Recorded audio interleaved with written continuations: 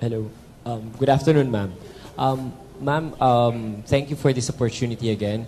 And we would like to inform everyone that, and especially you, that UNTV is carrying this event live now. Thank you. On TV, in free TV, UNTV 37, and in our live webcast.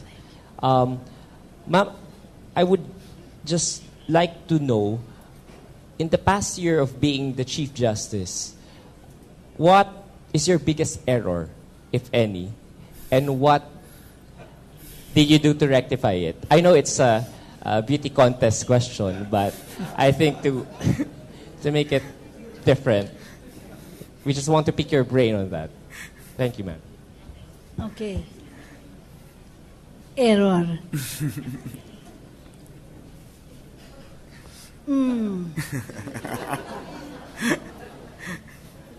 I don't know if Chief Justices admit to errors. That is the difficulty I'm grappling with. I'm trying to look at the past Chief Justices in the United States and in the Philippines, and I'm trying to find if there is any lesson I can draw from any admission that they may have ever made.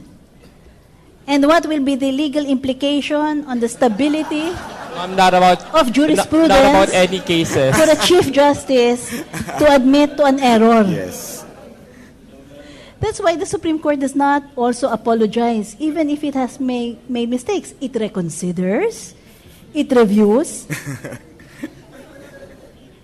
But I have to remember a phrase that says the Supreme Court admits that it has made an error.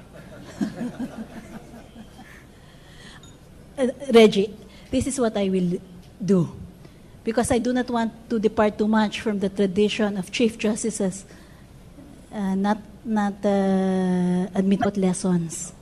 Is that fair? Okay, lessons. One lesson that I found very important is that I cannot presume that documents alone speak the entirety of the context of a previous decision before I came into the court. In other words, when I was reviewing many administrative resolutions in the court and many past traditions, I did not understand that even if there was a resolution, that there was so much baggage attending that decision that I would be asked to carry. In other words, even if I were not a participant in a previous decision, the problems of that previous decision will be my problem. Okay, so what I do now is I conduct a background investigation as to why the court made this step. Presuming that every resolution of all previous courts were all done in good faith and after due deliberation, I believe them.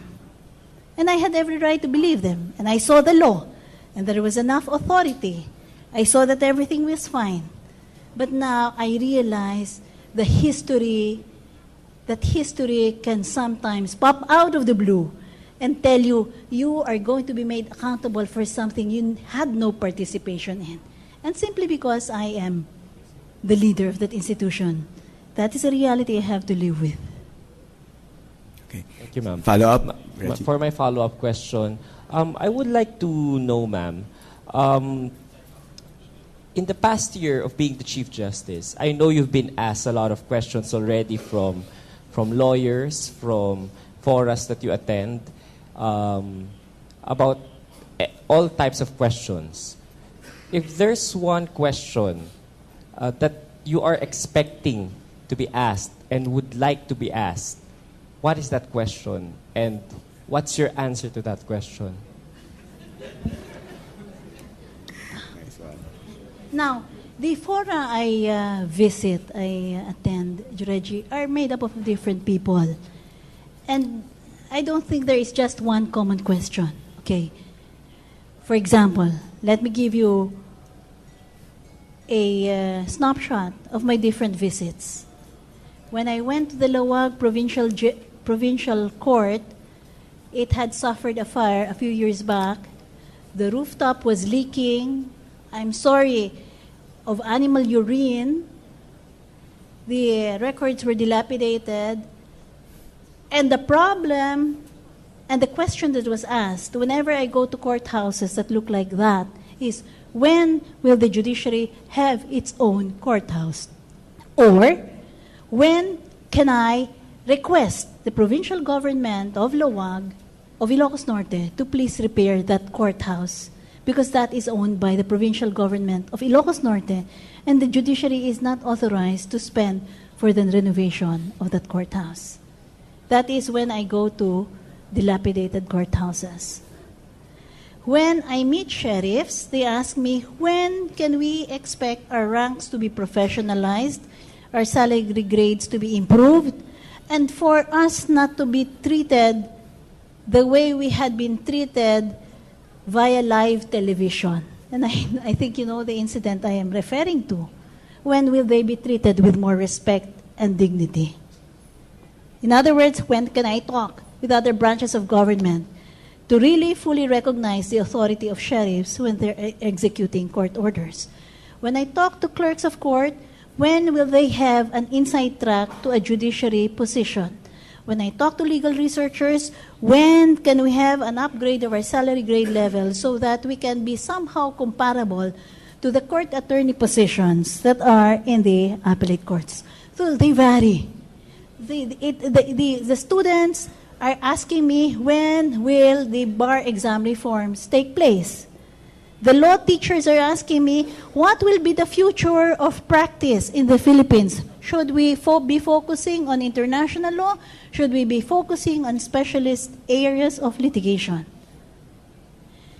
But the undercurrent is the same. When will the upgrade of their conditions be felt? And related to the question, to my response to Maria's earlier question, is when you visit all of this, and of course citizens all say that there is corruption in the judiciary, there is inefficiency, there is a complete lack of understanding of the conditions of the business community.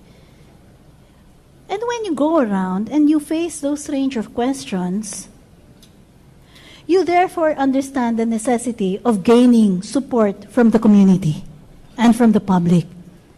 And I think it has to be seen that everybody owns also, to a certain extent, the problems of the judiciary. We must solve our problems, otherwise your own conditions will not improve.